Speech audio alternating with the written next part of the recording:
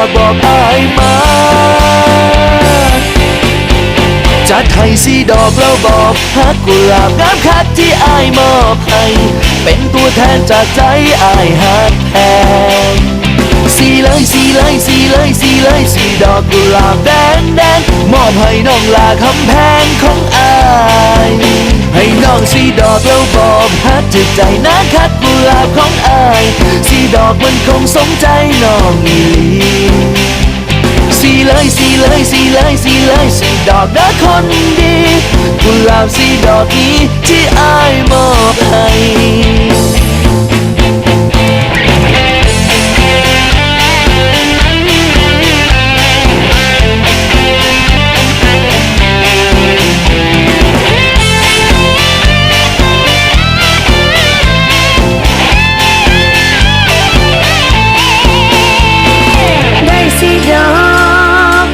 บอกรักน้องสิบ่หมายปองผู้ชายคนไหนอ้ายคนนี้คือคนดีของหัวใจสีดอกสิเก็บไว้ในใจน้องหอดเมื่อตายให้น้องสีดอกแล้วบอกฮักจิตใจนะคัดกุหลาบของอายสีดอกมันคงสมใจน้องอีหลีสีเลยสีเลยสีเลยสีเลยสีดอกนะคนดีกุหลาบสีดอกนี้ที่อายมอบให้น้องสีดอกแล้วบอกฮักจิตใจนะคัดกุหลาบของอายสีดอกมันคงสมใจน้องอีหลีสีเลยสีเลยสีเลยสีเลยสีดอกนะคนดีกุหลาบสีดอกนี้ที่อายมอบให้กุหลาบสีดอกนี้ที่อายมอบให้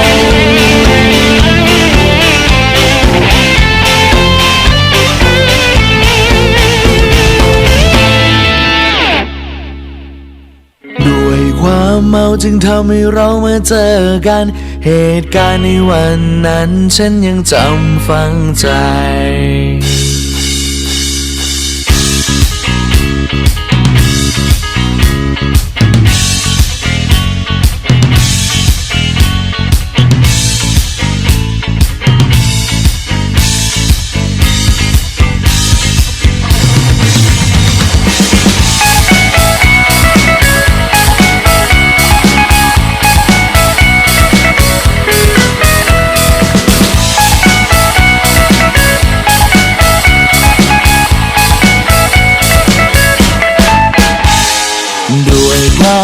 จึงทำให้เรามาเจอกันเหตุการณ์ในวันนั้นฉันยังจำฝังใจ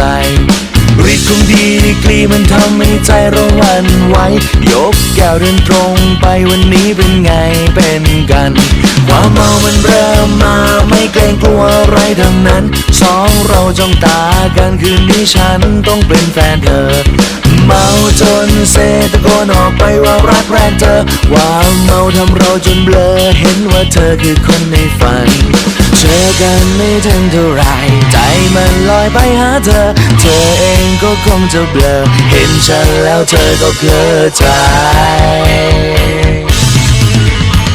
สุดท้ายเราเป็นแฟนกันในวันที่ฉันและเธอเมาหนักเป็นศูนย์รักนักดื่มหรือไม่ลง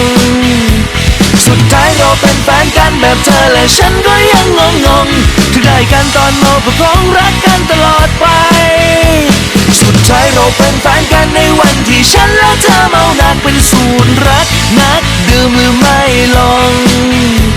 สุดท้ายเราเป็นแฟนกันแบบเธอและฉันก็ยังงงถึงได้กันตอนเมาประคองรักกันตลอดไป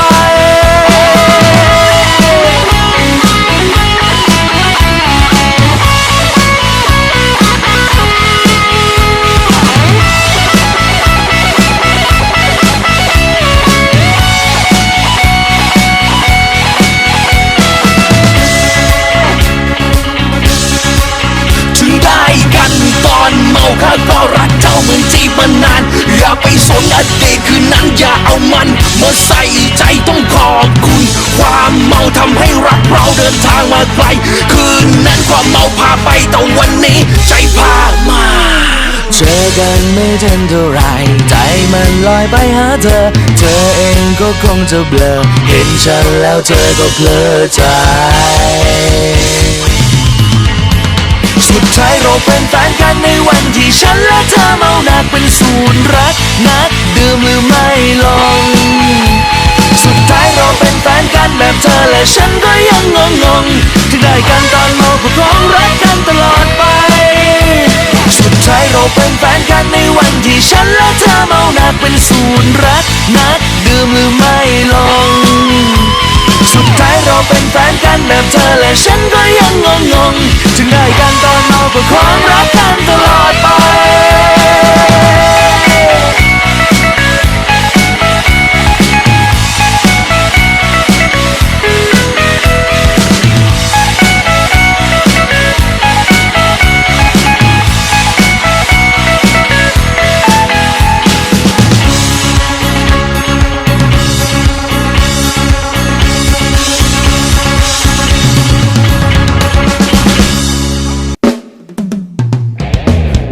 คืนนี้มีใคร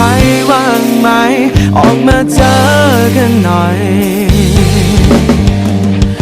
อารมณ์มันเปลี่ยวอยู่คนเดียวมันง่อยออกมาจอยกันให้สุดมัน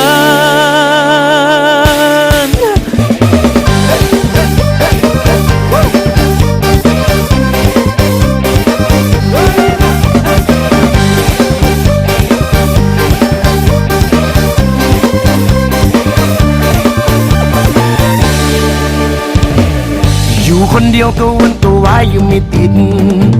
มันดุกมันดิกมันคันถ้าได้เคยยับเคียงขาจักหน่อยดีเถอะน้องจีโยกจีย่อให้สุดมันลองแชทไปหากลุ่มไลน์ของคนมักสนุกอยากชวนให้ลุกไปม้วนคักนำกันผู้ป้าผู้สาวไปฮอดกันเธออีกสำน้อยอย่าสามาพอกันนะเฮ้คืนนี้มีใครว่างไหมออกมาเจอกันหน่อยออกมาเจอกันหน่อยอารมณ์มันเดียวอยู่คนเดียวมันง่อยออกมาจอยกันให้สุดมันประหลาดคืนนี้เธอว่างประหลาดเธอว่างออกมาในน้ำมาสนุกไปด้วยกันรวมคนสายเดี่ยวออกมาเฟี้ยวกันให้เต็มที่ปล่อยเสียงทั้งหมดที่มีคืนนี้พร้อมกันทั้งอำเภอมาด้ามาม่วนไปด้วยกันประโยคกันที่หลักไม่ใหญ่กันที่หลักทำเพลงได้ขึ้นมากกว่าดีให้มันสุดๆกันรับและเกย์ปะตะกาปล่อยมันออกมาให้ลุดโลกไปเลยเจนนี่มาแล้วค่ะอยากลืมคนทั้งอำเภอมามันกับเธอนะรู้ไหมตอนเธอทักมาทางไลน์ชวนกันออกไปโยกย้ายไม่เล่นกับใครทั้งนั้นจะมันก็เธอแค่คนเดียวเธอชวนไปเซี่ยวเม็ดเดียวคนลบแน่นอนคนอื่นคอยแรงเอาไว้ก่อนเพราะใจฉันมันรุมร้อนให้เธอจัดไปได้เลยฉันยอมเลิกคุยทั้งอำเภอ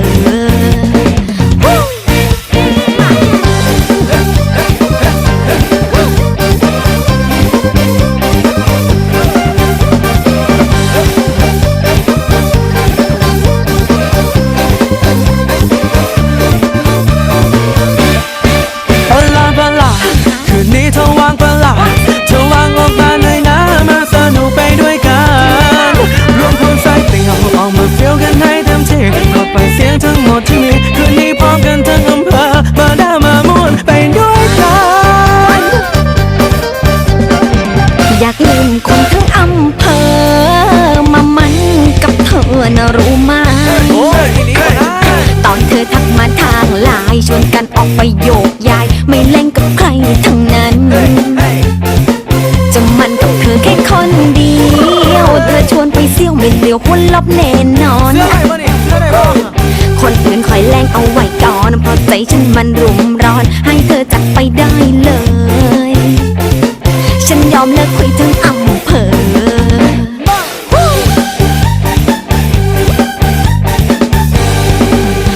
ประหลาดคืนนี้เธอวางประหลาดเธอวางออกมาในน้ำมาสนุกไปด้วยกันรวมคนสายเดี่ยวออกมา เสียงทั้งหมดที่มีพร้อมกันทั้งอำ